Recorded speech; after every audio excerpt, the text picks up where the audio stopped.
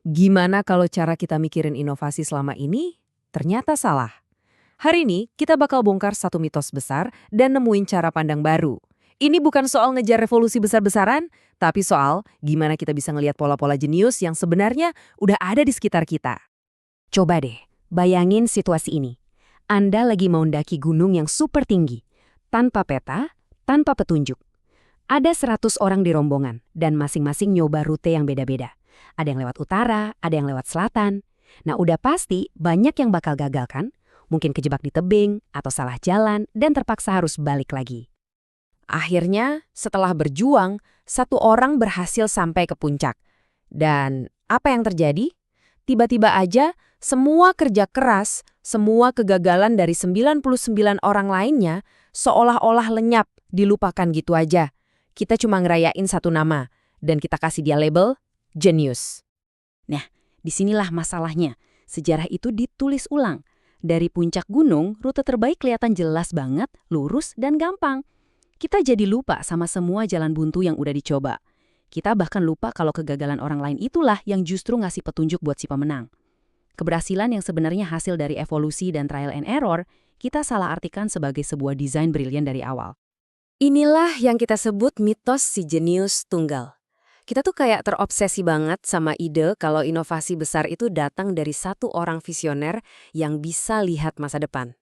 Tapi jujur aja, keyakinan kayak gini sebenarnya bahaya banget.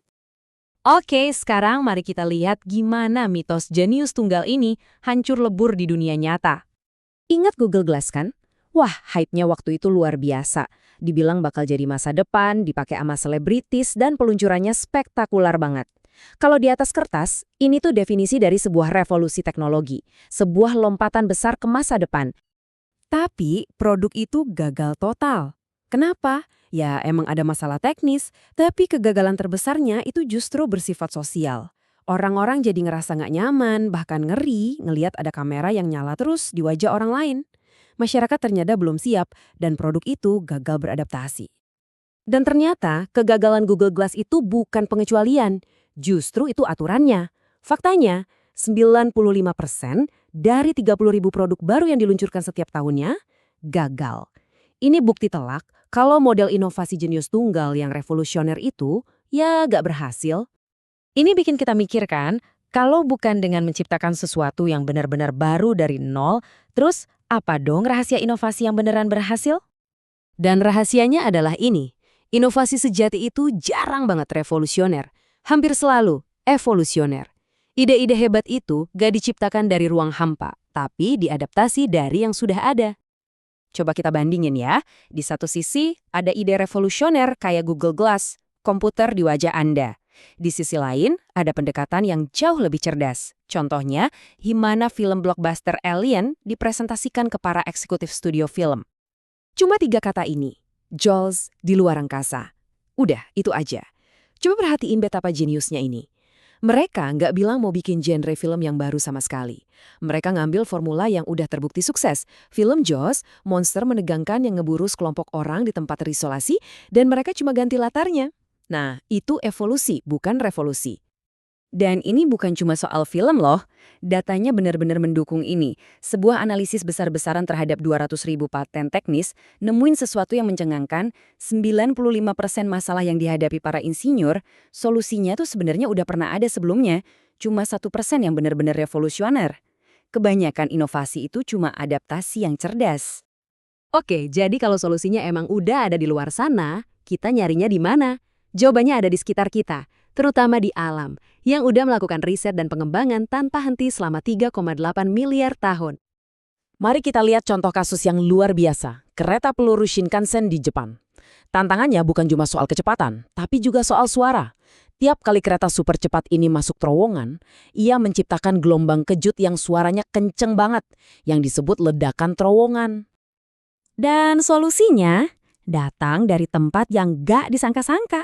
Seorang insinyur bernama Eiji Nakatsu yang kebetulan hobi mengamati burung mencari jawabannya ke alam. Buat ngatasin ledakan terowongan, dia meniru bentuk paruh burung raja udang yang bisa membelah air dengan mulus. Buat meredam bising, dia terinspirasi dari bulu burung hantu yang senyap, dan untuk aerodinamika, dia meniru bentuk tubuh penguin. 3 masalah, 3 solusi brilian dari alam. Praktik ini punya nama keren, biomimikri. Filosofinya simpel, alam itu udah melakukan uji coba tanpa henti selama miliaran tahun. Solusi-solusi yang nggak efisien atau nggak bagus udah punah. Yang tersisa sekarang adalah desain-desain yang udah teruji dan terbukti paling efektif untuk bertahan hidup. Jadi, apa artinya semua ini buat kita? Wah, ini mengubah segalanya. Inovasi itu bukan lagi soal nunggu petir jenius nyamber kepala kita.